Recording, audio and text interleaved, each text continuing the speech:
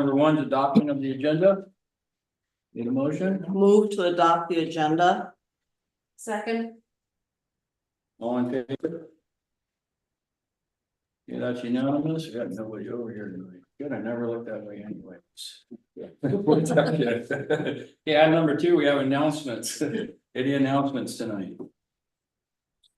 Yeah, Rob? I have an announcement. So, on Tuesday, the NNE committee with our GM conducted a special meeting where we opened the candidate applications. And after doing so, we randomly selected the candidates by committee. So as they would appear on the ballot or any communications. And those candidates for the board of directors are Rick Asai and Ray Meador and Nancy Olanan. That's that pronounce your name correctly? Allian. Thank you. Thank you. I'm so sorry. Try. Thank you. So I appreciate your patience. And then Tiny Vandepolder and Tom Henning. For ACC, it was Alan Helvagen, thank you. Sorry, Alan. And then Dan Bink. There were no candidates submitted for NE. Also would like to announce that the NE committee, along with our staff and our general manager, will be conducting candidate forums. The first is going to be a Wednesday, October 2nd from 5:30 to 7:30 up in the dance barn. The second is going to be Sunday, the 13th, October 13th from 3 to 5 p.m. And also something new that we decided was that we would like to sponsor a meet and greet, which will be on October 19th from 3 to 5. That will allow families to come and still continue to do something on the weekend. The idea of the meet and greet is nothing formal, like with our candidate forms where there's some questions and answers. This would be just the candidates have an opportunity to come and have an opportunity to meet the members who would like to come and just kind of get to know them and ask some questions. And just maybe more of a lighter type of thing. The NE committee will just kick things off and welcome everyone and say, you know, hey, there's some refreshments in the back and have fun getting to know these candidates. And then at the end, we will just say, you know, thanks for coming. It's going to be very, very, very important. Question? I just want to confirm all three will be held in the barn. Yes, thank you. All three will be in the dance floor. Yes, Pete. And how are you gonna go about announcing this to the community, the dates and times and so forth? Well, we're doing it verbally here at this meeting. I'll send Okay. or I'll send staff an email. Hopefully they can get that up on the Like website. e-blast or Yeah. something, I don't know. Yeah. On the Oh. website too. This What- is a what- big formal announcement. We will place those dates and announce them in an announcement on our website. Okay, And that will be pushed to Facebook so that it can be shared broadly. If people would like to do that, we'll also include it in our e-blast. We will be making gate signs and posting flyers at all the usual locations.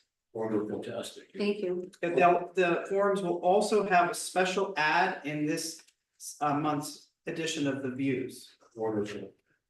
We're also wanting to gather questions that members may want to ask. They can send those questions to me. My email address is capital B, capital O, capital D, Bob Gibbs, capital G, GIBBS at sunvalley.com. Can't promise that everyone's question would be asked because of the time constraints, if you have a lot of questions. And some people may ask this, the same question that somebody else asked. But we want people to have an opportunity to weigh in.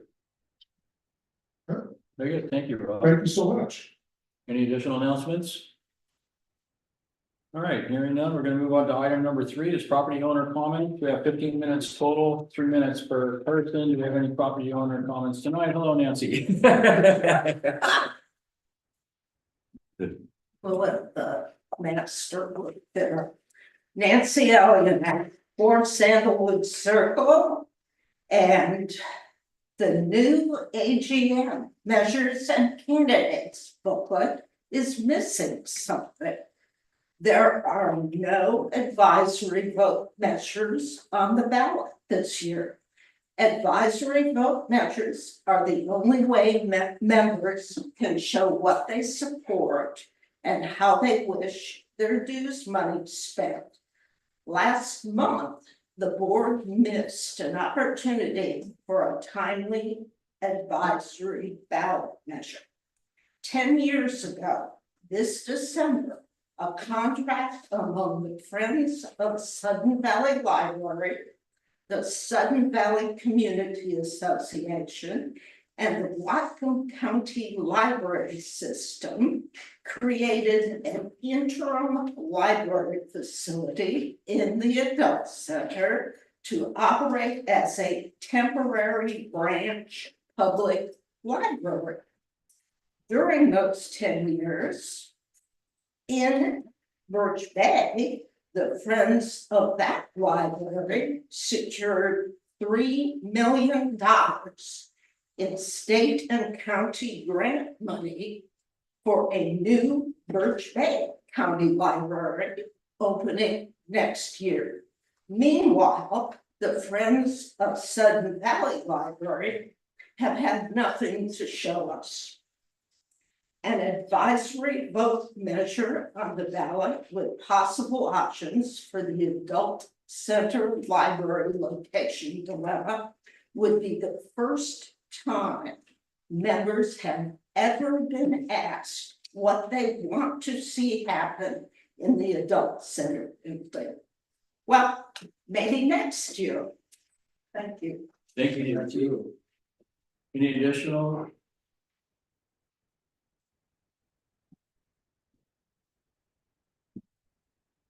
Good evening, Peter Rubenfeld, 14 Maple Court.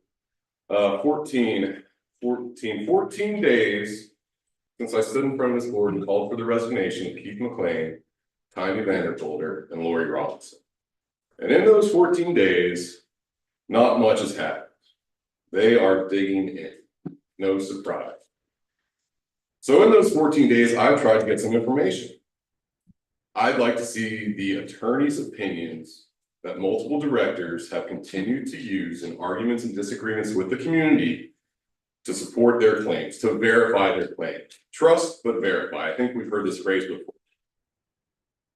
So in a communique with the board of directors, I simply requested guidance in how to approach this request. I was met with derision. I was told I was making demands. I'm just simply trying to get information.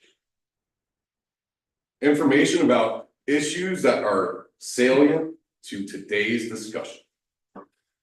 Attorney's opinions, or Director Robinson is claiming there are attorney's opinions supporting her positions for short-term rentals and recusal. We know an attorney's opinion has been drafted on short-term rentals. Director Robinson continues to refer to it on social media. So why can't we see the opinion? Why can't you share it with us? Why can't we verify what you're saying? And where's the subcommittee for short-term rentals? It's almost been a month now since you voted to form that subcommittee. A charter has not been drafted. Why not? Also, Director Robinson continues to claim that there is an attorney's opinion supporting her position on recusal. She continues to point to the attorney's summary letter in the May 2022 views that then President AJ Tischletter requested the attorney to draft to inform the community of his thinking in telling the board that they did not need to recuse themselves from that vote. This is a different subject, a different circumstance. The opinion or the summary letter that the attorney drafted in May 2022 does not say that you do not need to recuse in every situation. It actually says that if the situation were different and it applied to a smaller number of directors, that recusal would probably be appropriate. So, if that's what it says, why not order a new opinion for this situation? Why not order a new summary letter for this situation? That's all we're asking is more information to verify your claims. Please do not shut your community out and close the window so that no one else can see. Thank you. Thank you. Thank you. Any additional announcements tonight?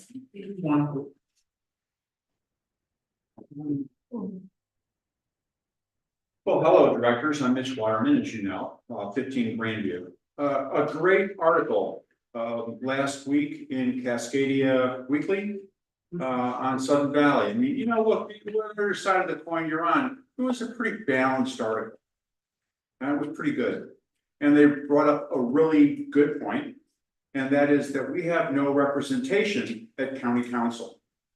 Now, the last time that we had a representation at county council, I believe it was AJ that said he would take that assignment during the 2022 first meeting at the board after the meeting to assign directors. Now, I haven't seen any reports.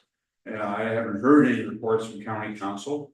Larry Brown, former president, still lives here, I believe, was the contact for county council, and we had a very good relationship with county council, which you were on the board at that time. Larry did give constant reports about what was happening with county council, where our issues were, and he brought our issues forward. We haven't had anyone representing Sudden Valley in our tax base at county council. And there is money to be had. There are projects to be had. There is road work to be had. There's collaborative efforts to be had, but we need a contact from the board with county council. I would ask this board or the next board to please reinvigorate that position and let us start working with county council. We are a significant tax base. We all know the story. If we were a city, we'd be the fourth largest. Okay, that's all true. We have a lot of people here. We pay a lot of taxes. That's our fair share. That's my point. Thank you. Thank you. Thank you. Thank you. Thank you.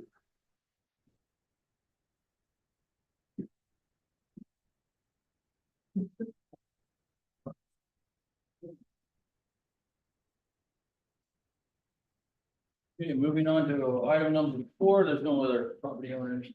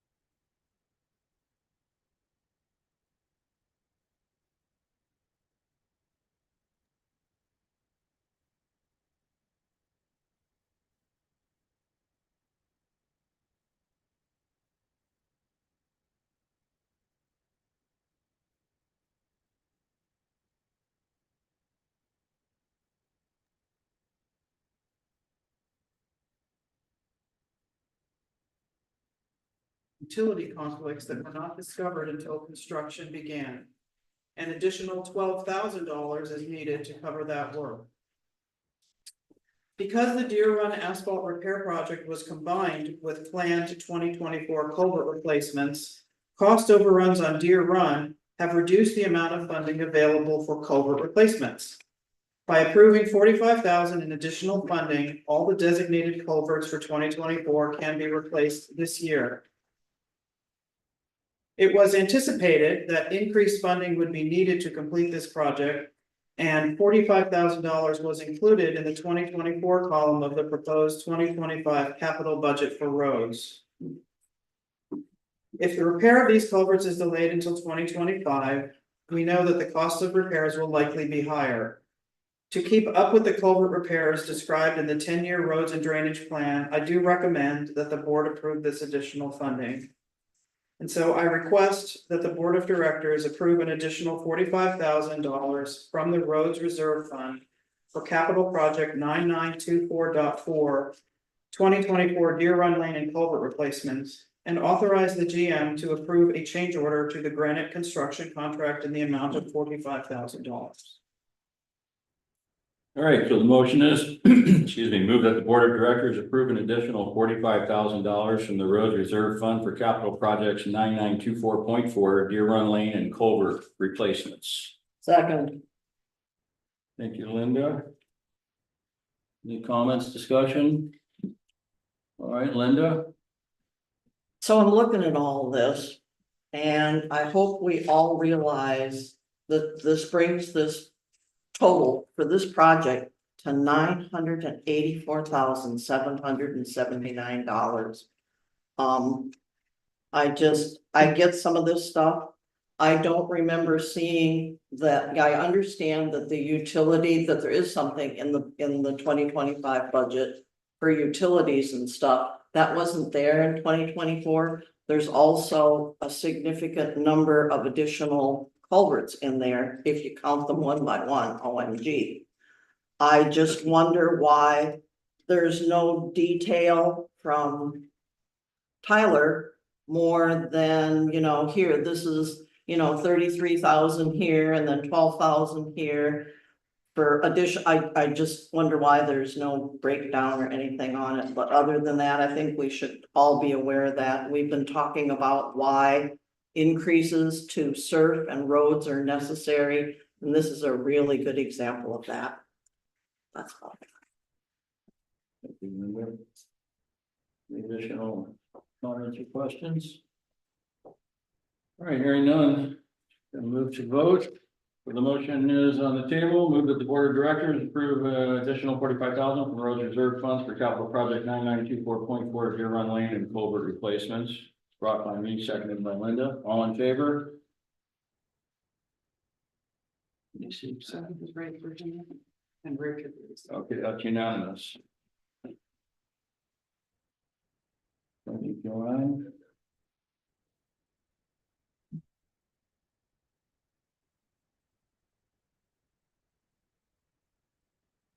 All right, moving on to item number 5 is new business. 5A is finalize the AGM agenda, the measures, ballot, and explanations. Mr. President, yeah, Yes, there's, sorry. the second motion, we need to authorize the GM. Oh, did I miss it? Thank you. Good. Thanks, AJ.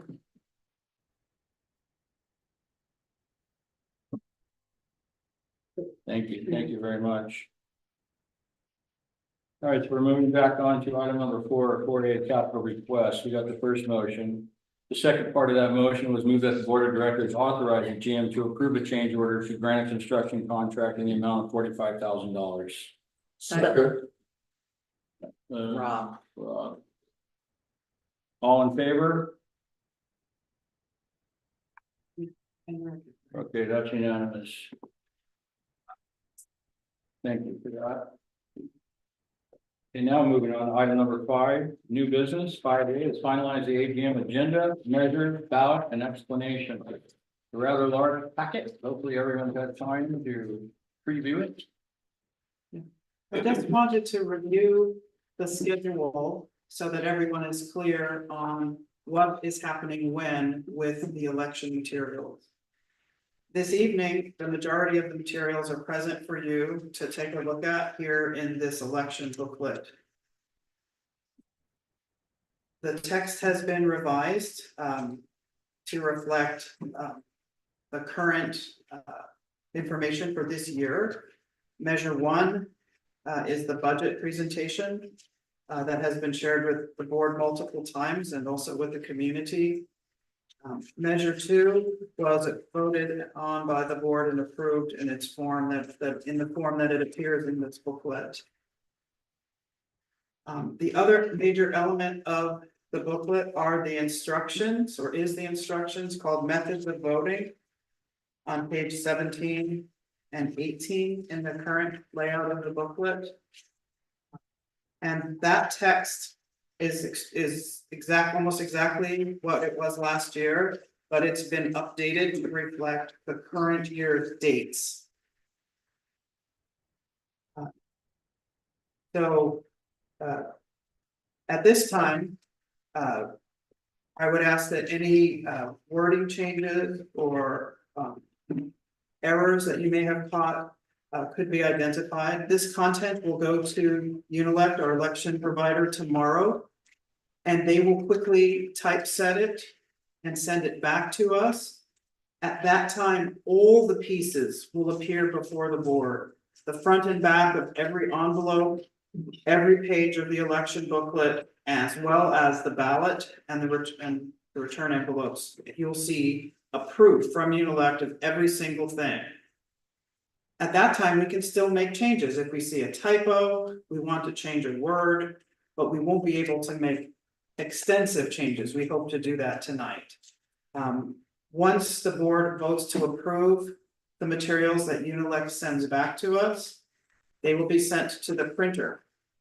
And on the 16th of the month, we will have the opportunity to visit the printer, which this year is AMS, which is located in Bellingham.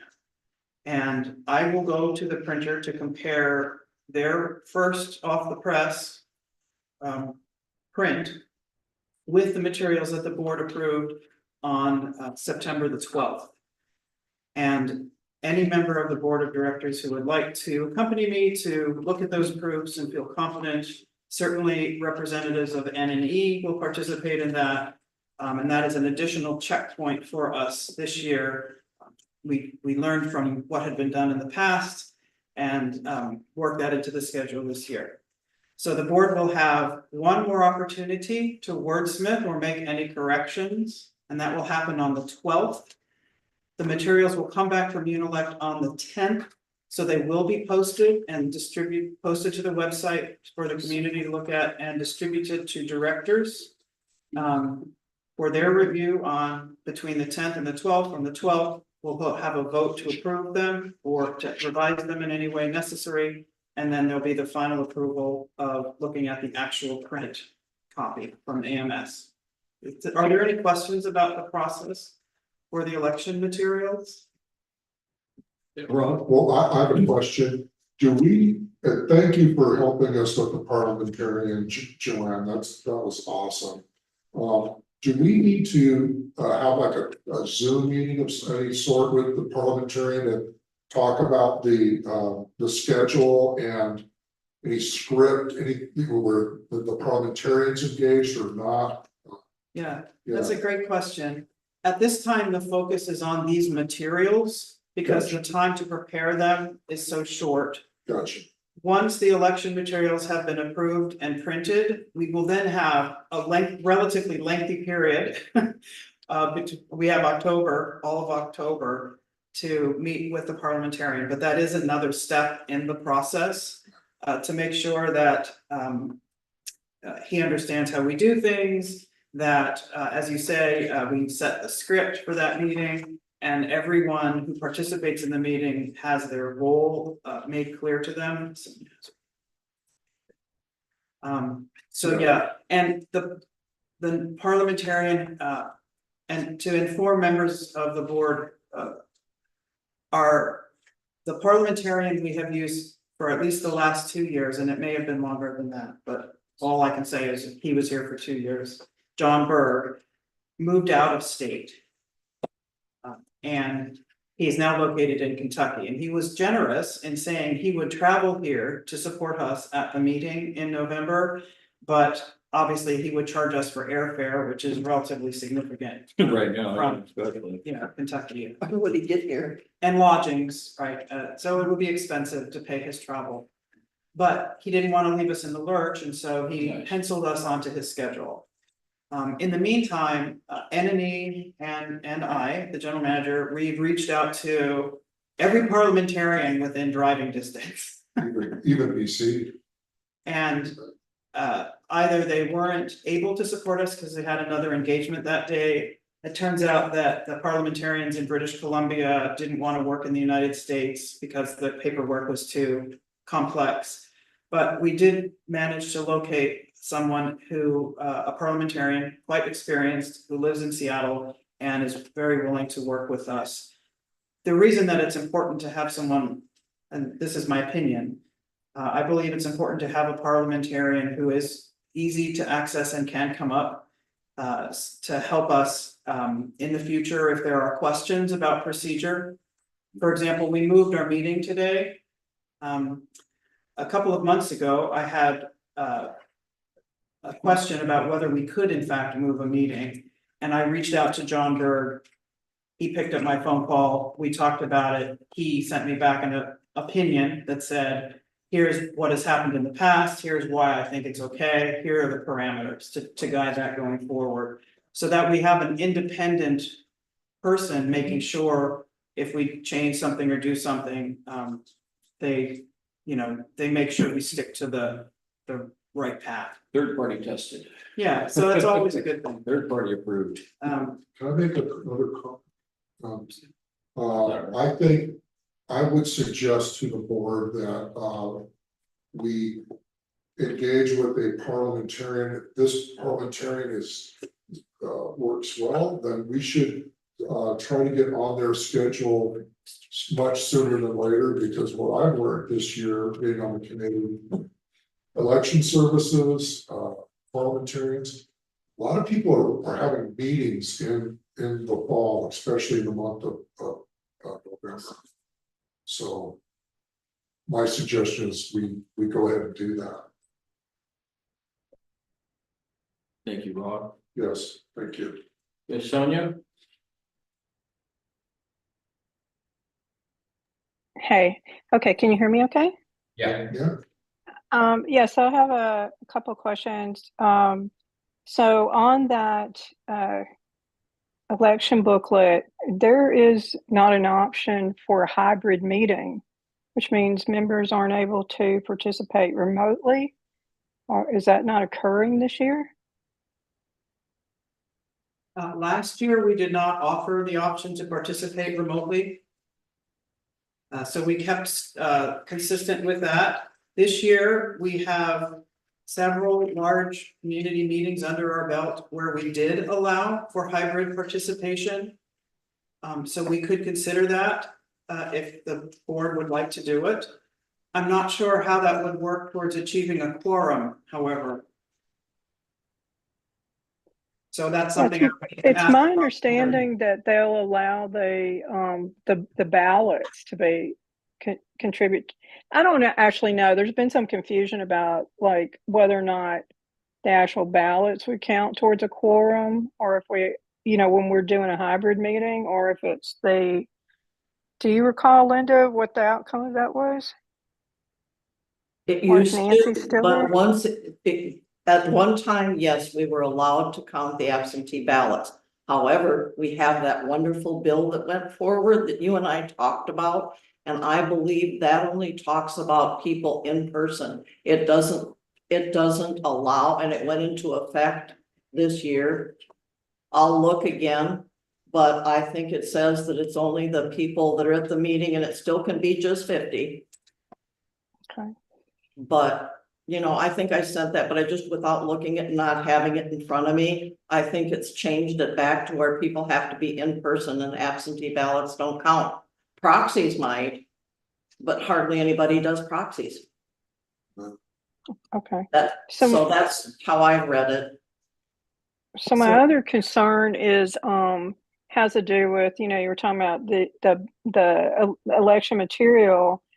A couple of times I have heard N&E talking about sending out additional letters or postcards to Canadians. And Joanne, as you pointed out last year, that actually influenced the outcome of the election. And so, I've been assured that that's not going to happen. But after I got that assurance, I heard the N&E discussing a letter again. And so I'd like confirmation that there is not going to be an additional attempt to, where people, foreign members are getting extra attention over what our members here in the United States are getting, because we can't do that. It has to be the same everywhere. Yeah, I think Rob was gonna address that, Sonia. Yeah, what I was going to say is that there had been a discussion about doing that because of trying to alleviate the problems that happened last year where people that lived outside the United States were having difficulty in getting their ballots returned. And part of that was if you want to have your vote counted, vote early enough and mail it soon enough so it can be collected. In terms of educating the rest of us that live in here in the United States, the views, we've had articles in there asking people to be involved, to vote. There's going to be an article in there laying out the instructions that we typically have, like this is what you're gonna get, here's what you do, you can vote by proxy, all those things. And Sonia, respectfully, I don't know where the evidence is that people that live outside of the country swayed the decision of how people voted. How would you even know that? You can't see those ballots. None of us can. The general manager That's an assumption. made I wish that you wouldn't share statement. an No, it's assumption. not an assumption. The general manager made that statement last year. Yeah, I did, Sonia, as you're correctly saying. And the reason that I said that is based on my experience in survey research. I've spent 15 years of my career working for survey research companies. And during all of that time, I had responsibility for the logistics of data collection. And one of the things that I learned and saw demonstrated over and over in the projects that we conducted is that additional mailings change the response rate.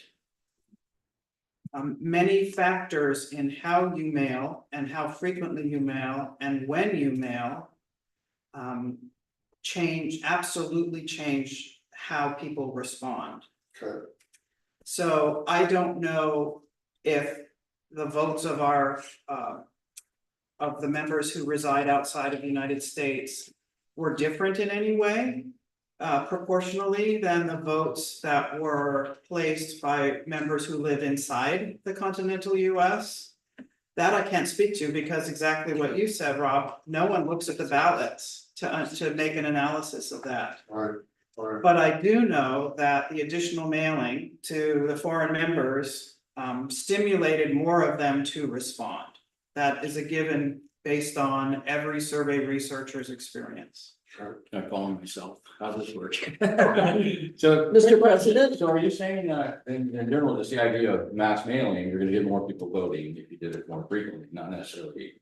Can't predict the outcome of the vote, you're just getting more people involved in voting. That's exactly what I'm saying. If you mail more frequently, remember earlier this year when I asked for the board to approve the contract with Unilect, I said that in my experience, using a distinctive envelope that was printed in color, professionally laid out, and used a window instead of an applied sticker, that level of professionalism in a mailing causes more people to open it and more people to respond.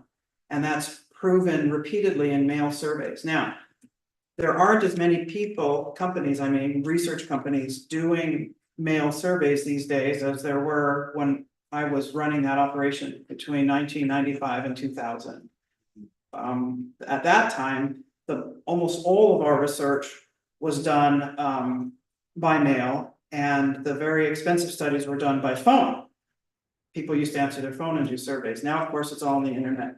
But the data is clear that if you mail a better looking piece, if you mail more frequently, if you have an envelope of a different size, you get a higher response rate. Interesting, thank you. Sonia, do you have anything else?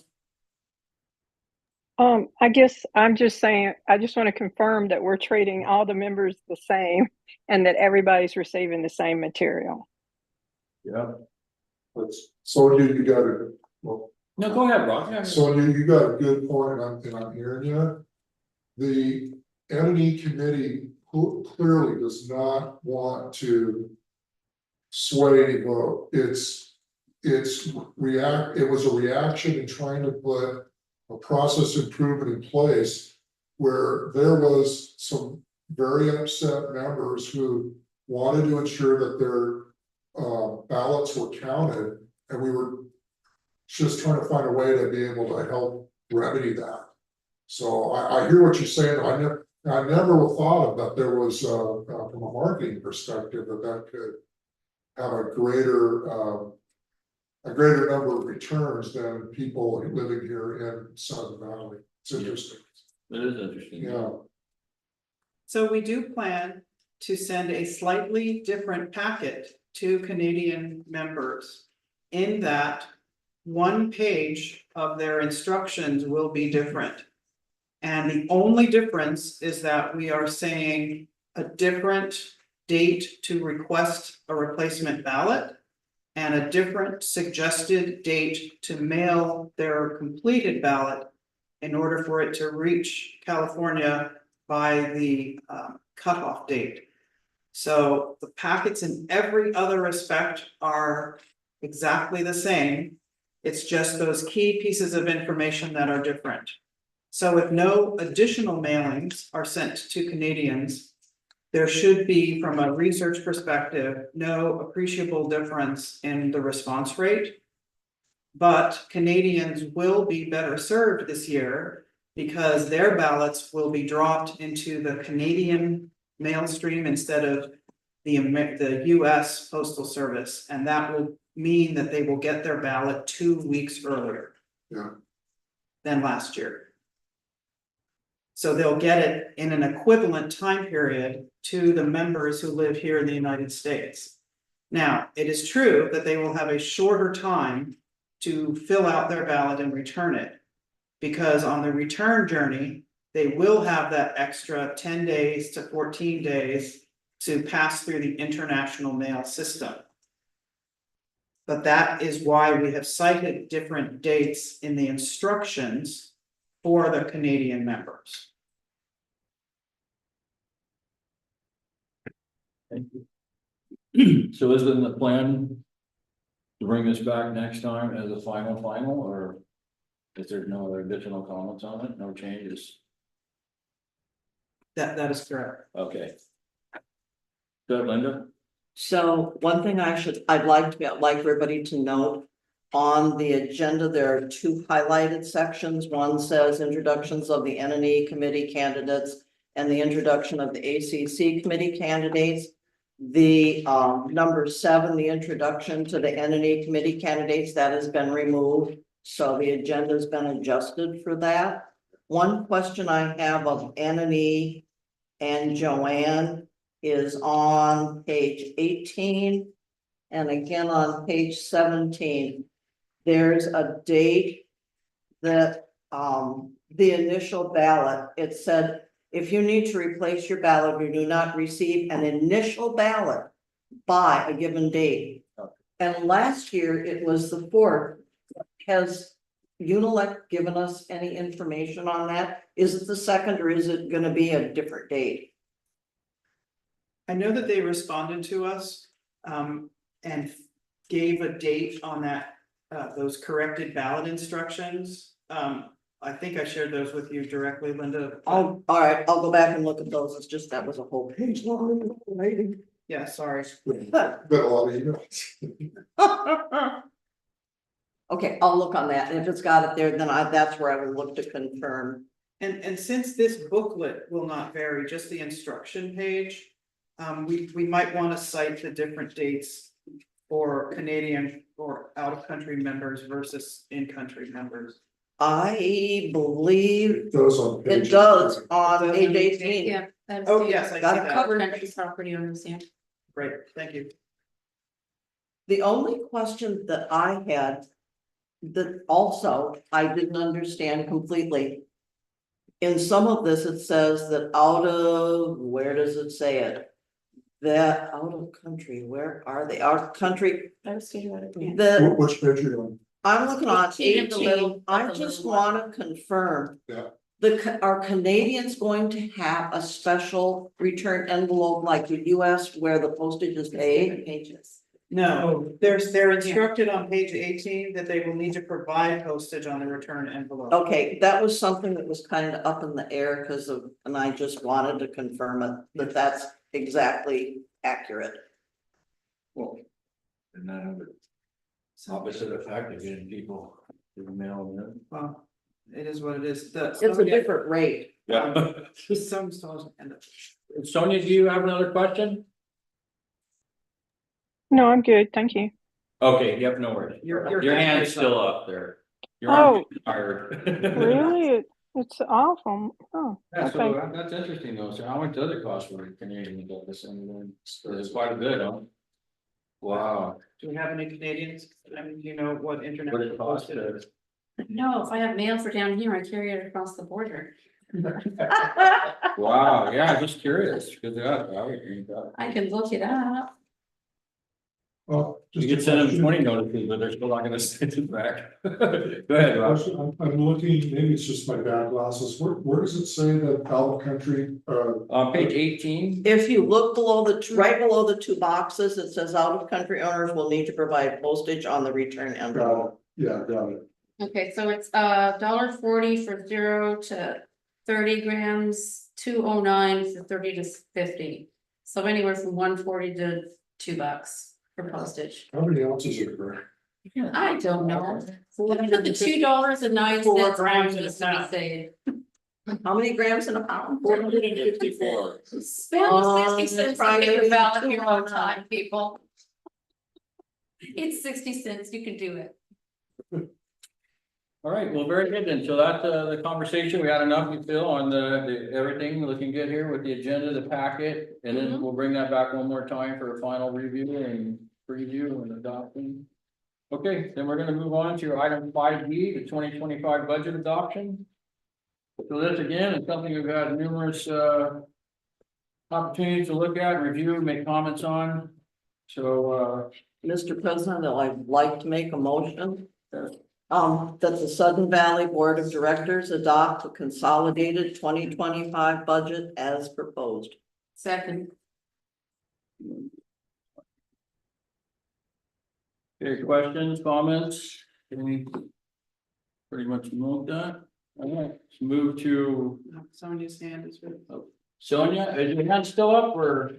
Well, Yep. no, I put it, I don't know what's going on. It keeps going up and going down, but I do have, No worries. obviously I don't support this budget. We've had that discussion before, for the reasons that were discussed, primarily because of the way, the budgeting and planning is going on regarding the, wet slips. But also I noticed, okay, so there were no changes.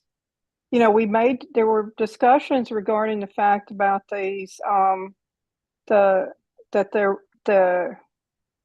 the wages were not adjusted to accommodate for these additional wages for a GM, and also for the 1 or 2 positions that were being created with the new org chart. And so there's the issue with that. And then the other thing has to do with the supporting documentation. The presentations were left the same. We had a discussion regarding actually showing the marina, the money that was paid in this year, the $105,600, showing that as a line item. Right now, it's still at that above the line, and it's blank. It's been grayed out. Joel had said he was going to correct that, and since this is being posted for the membership, it seems like we go ahead and reflect that.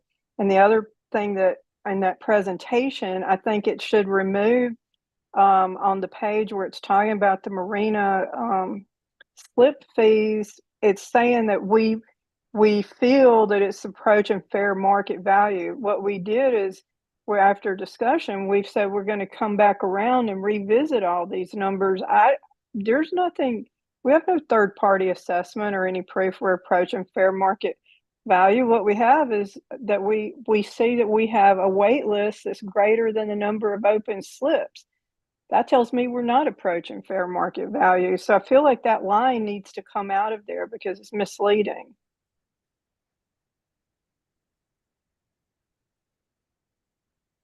Thank you, Sonia. Rob? So it just a comment in regard to fair market value and the wait list. So yeah, the wait list has got 95 people and a majority are because of the I'm gonna call it the odd configuration of our slips. In the arc, certain boats just don't fit in some of those slips. If you look at the majority of those. I suppose I could pull out the exact number because I want to talk about facts and data. There are many of those people who their boat won't, they were offered a slip, their boat won't fit in the slip that was offered. Or they need to wait until one becomes available. That's the only reason why they're on the wait list. They want to be off of it, but they physically can't, you can't put a size 6 foot in or size 11 foot in a size 6 shoe. It just doesn't fit. So I think we have to be really open about what is in that wait list. Okay, thank you. Thank you, Rob. Appreciate that. Any other, Linda? I sort of looked at that wait list when we talked about it. And one of the things, and I didn't look real close because I've been way busy doing other things, but it doesn't tell how many people have refused a slip and been offered a slip. We had far more people not take a slip or renew their membership this year than in prior years. And it took a while to find more people that were willing to pay that additional fee for that. And it's like with what we have in there proposed for the budget is basically, I believe if I understand correctly, it was a number that was reached as in June of this year as revenue. So we still need to look at the fees and that sort of thing, but we're still above that number with what was proposed last year. You know, do we need to look at it? Yeah, I think you may get to a point where you price yourself out of the market. There's people that are asking for premium slips. There are 4 of those out of 88. So it's going to be a while before those people that want premium slips and only premium slips are going to be fulfilled. Some people say I need an outside slip. You know, these are people that are asking specifically for certain things that forces us, because if they are coming up and they refuse a slip, they get to hold their position. So nobody else gets to move up. And it's just. Well, we do have a way of categorizing. Other marinas categorize boats based on their, by the foot, so there would be a way to do that to where they're signing up for slips that they will fit. And then you don't have everybody just all on one general wait list. So if they can only fit in certain slips and they're on a wait list for those slips, or they're waiting for those slips, right? There's a way to do that, but that's not really our problem right now. What we're speaking is a bunch of anecdotal evidence by people that don't do this for a living. You're just going, well, we feel like this is, this may happen. We may price ourselves out of the market. Well, most people that look at this are going to go, well, but we haven't priced ourselves out. Just like when you say, well, you should only pay $16 a month for a place to store your trailer because you got to pull your boat out of the water to get gas. But the reality is we didn't offer you a place to store that trailer. You're going to go down to Alger and store it and pay $100 a month because you like the convenience of being able to drop your boat in that water and keep it in that water until you have to pull it out and get gas. So we don't really know what the tolerance is. We're all just speaking anecdotally. We don't have any evidence. There hasn't been good research done on it. Yeah. So all I was saying was, I think that we should remove a misleading statement as if we know this for a fact that we're nearing fair market value, because we don't know that. Thank you. Joanne? Yes, I'd like to address that, the statements made in the presentation are factual. And the language was used specifically to address what concern you raised, Sonia. I'd like to read the two statements.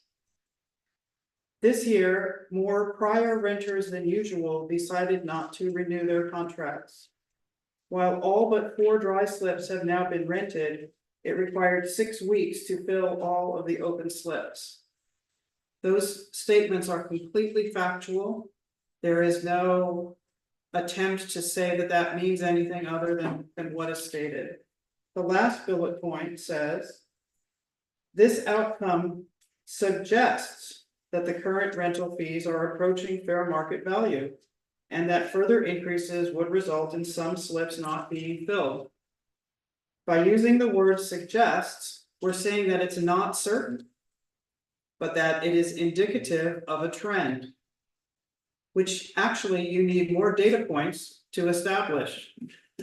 So the language is very carefully chosen not to overstate the case.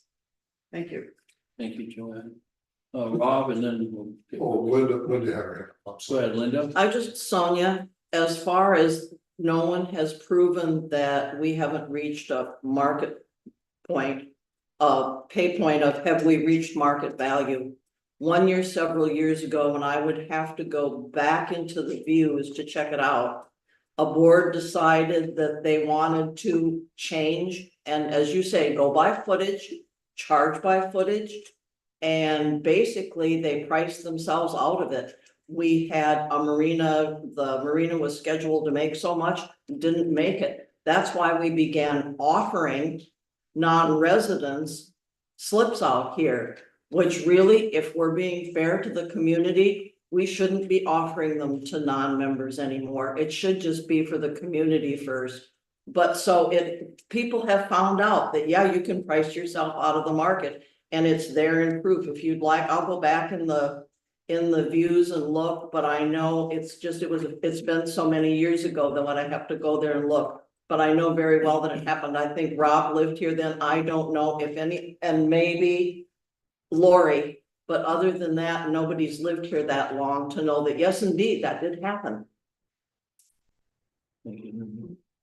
Ivy? Well, Rob can. Oh, go Rob. first. well, I'm gonna have a lot of points. Yeah. Oh, I was just gonna say that we shouldn't forget that we do have a couple non-member renters, which we are not going to be offering slips to them next year. So that will open up some more slips just for our members, which, you know, is exactly to Linda's point. We need to take care of our members first. And then Rob? So shouldn't that be a vote of the board though? Like, who's making that decision that we're not offering it to But you think non-members? it's okay? Like our members should be. I'm saying, I'm asking a procedural We question. did. So, Yeah, we did. Rob? Well, just point of order, we have a motion on the table. Yeah. And it's good we're having a discussion, but I'm hearing different ideas about pieces of the budget. Is our directors wanting to make an amendment to the No, budget? no. What are we doing? Okay, well, I'll take control of that. What we're talking about, we're getting kind of carried away because we're talking about fees. We're going off our 2025 budget. And we're starting talking about what the proposed fee should be. So as soon as we're done here, and I thought we we're gonna stick on that, I want to bring back right now where we're at. Thank you. So the current motion on the table, the Sudden Valley Board of Directors adopt the consolidated 2025 budget as proposed. Was a motion by Linda, seconded by Timmy. We're gonna take a vote on that. All in favor? I get to speak, but You have a question? yeah, well, no, you just cut off the session before I raised. No, go ahead, yeah. I'd just like to point out, because facts are important, in the wait list that we received for the information requested, there are 95 residents on the wait list. 20 of those people out of 95 are in the boat of wanting something specific and in order to accept Their vote or something. A slip. a wet slip. So that's 75 people that don't have any requirements to get a slip. So to say that we're approaching fair market value with anecdotal evidence from past scenarios that don't represent today's scenario and all that stuff it's just it's illogical. So you know, I don't support this budget either for the same reasons we've already talked about and that Sonia mentioned as well. And I think that the marina weights list though should be made public so the community can decide for themselves the information. Yeah, I think that's I for think we all sure. agree on that. I think it should have been public years ago, to be honest. Yeah. I've always asked for it, always. All right, sorry, now I digress. Phone numbers and addresses. All right, so the motion on the table, Sun Valley Board of Directors adopt the consolidated 2025 budget as proposed. All in favor? Can you see on there? Rick is raising his hand. 6. Opposed? Sonia's hand is raised. Sonia and AJ opposed, so it passes by majority. Oh, sorry, that's yours, yes. Did I write on it? No. you're No. lucky. I'm gonna though. Okay. All right, thank you. All right, the next item on the agenda was we're gonna move into closed session. Now, the idea of closed session was to get all the GM candidate information, which I believe was sent out to every director via email directly by Kaufman. Is that correct? Everyone received it? AJ? Did anyone not Yeah, receive it? everyone got it? Anybody raise their hand if they didn't Yeah, receive it? Rick and Sonia, you both received it? Yes. Yes. And Rick too, well, everybody got it, so that was the idea of the closed session, just to go over that, the idea wasn't to have the names in or there, so please keep the names confidential, and I'm gonna let Joanne speak a little more on this real quick, and then. I don't think we need to go into closed session, we'll call for adjournment right after this, so. What I'd like to do is ask anybody that wants paper copies. Rather than the electronic version, if you raise your hand, I'll take it down and you have copies made at the office. Show of hands, please. Anybody want a paper copy picked up at the office, Rick or Sonia, Of the GM of candidates. the GM candidates? No, I'm good. Thank you. Good. Okay, so what is happening now? Do you want this copy? Not having closed session. We're not having closed session. We thought that these were gonna be handed out, but Kaufman sent them. They sent them out? You already have them. The idea was to send them out to get to everybody, then you guys take them home, review them, you know, do your thought process on that, and we'll bring it back at the next meeting. which On the is 12th. Yeah, to get them Is there out any to sort you. of schedule that's. It's just, do being you, prepared for all of this stuff? On the 12th. There will be a lengthy closed session during which time the board will discuss the candidates that were presented. And vote on which ones to bring in for interviews. There We will won't be also, talking about like scheduling dates and stuff for that. Yep. Yes. right, at that Yes. time, and so. Kaufman will Next be meeting. here in Yeah. some form, Zoom or some He such. said he was He's coming. he was He's coming gonna come. in person. Yeah. Okay, it's just that it's gonna be late. We're not gonna hold it early, I don't believe. No, a representative of Prothman will be here, the gentleman who's worked with the GM search Cliff, committee yeah. throughout the process, his name is Cliff Moore. And he spoke to many of you directors already on the phone. He will be present at the meeting on the 12th. And he will be able to answer additional questions you may have about the candidates from reading the documentation, because he is the one who conducted those interviews and made the notes. He will also be present to share his thoughts about the best way to organize the interviewing process. In past years, one candidate has been scheduled on one day. The board met in the evening to interview the candidate. And then during the day, the candidate was interviewed by members of staff, received a tour, and that's how it was handled. Prothman is recommending that we bring all the candidates together on one date and conduct interviews serially on that one date. And so on the 12th, that topic will be up for discussion. So between now and next week, if you could spend some time reviewing the materials that were sent on each candidate and bring both your questions and your comments. to the discussion, then it will be a more fruitful meeting, I think. But that's the direction, okay, and that's what will happen.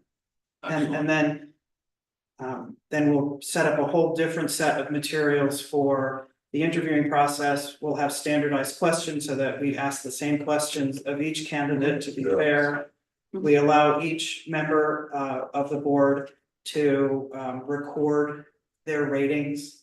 And then we'll mathematically, calculate the average scores and then get a result. And all of which will be shared with the directors for making a decision. So do you think that might be, the scoring might be broken out by different categories like communication, interpersonal, those kind of, different blocks, you could say. Cause when you have an interview often, if you just say, okay, I think this interview, this person got a 5, 1 out of 5. Sometimes it's better, I think, to break it out by the different categories of skill sets that you're. I don't know, Rick, if you want to comment, but I know that the GM search committee has discussed exactly what the point you just raised, that the different questions should be aimed at illustrating the qualifications that the board delineated in the job description. And I see Rick is unmuted. Go ahead, Rick. Yes, that's that's my understanding, is that we should think amongst ourselves individually as we're reading through the candidate packets, questions that would be appropriate to kind of winnow out and try to find some separation between the different candidates that we decide to interview. I think we should decide on those questions also at the next meeting.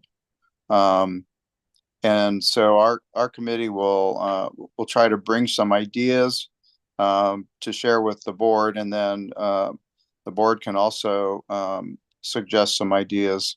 But I think that would be the time to do it, so then we're all ready to go with the interview process. And Rick, are these questions that we will ask that are going to be the consolidated questions that are all going to be the same for each candidate? Yes, that's Okay. my. Thank you. Mm-hmm. So in looking through the materials that were saved to the network drive during the last general manager search, a copy of the interview guide was not there.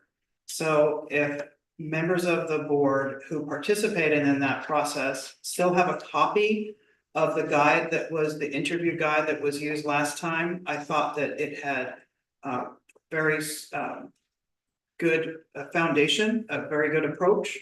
And I think that building off of what has already been used and proved to work would be a good step and save us some time at the next meeting. So I believe, AJ, were you on that committee? Do you still have a copy, do you think? I can look too, I was on that as well. Excellent. So, Not in the initial search like AJ was, but but later you got a later on, copy, yeah. yes. Because then I can take that document, and even if it's been used, I can use it as a starting point, and then we'll have something to work on, because ideating is great, but looking at something and reacting to it is often more efficient. Thank you.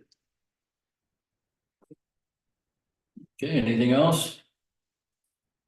Ooh, once again, Oh, anybody, I have Rob and Keith down for paper copies. Anybody else? for the candidates, GM candidates, anybody need them in paper format? Rick, Oh, you want one, Ray? No, You're good? I prefer electronic. Thank you. Okay.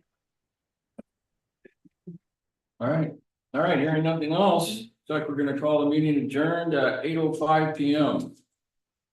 Get a second? We need a We second. don't need a second. What a third. Or You're great, so you're gonna be gone, you can have, I can print another one, get your. Ooh, so you're gonna make another one? I You're can, gonna get let's one? make another one.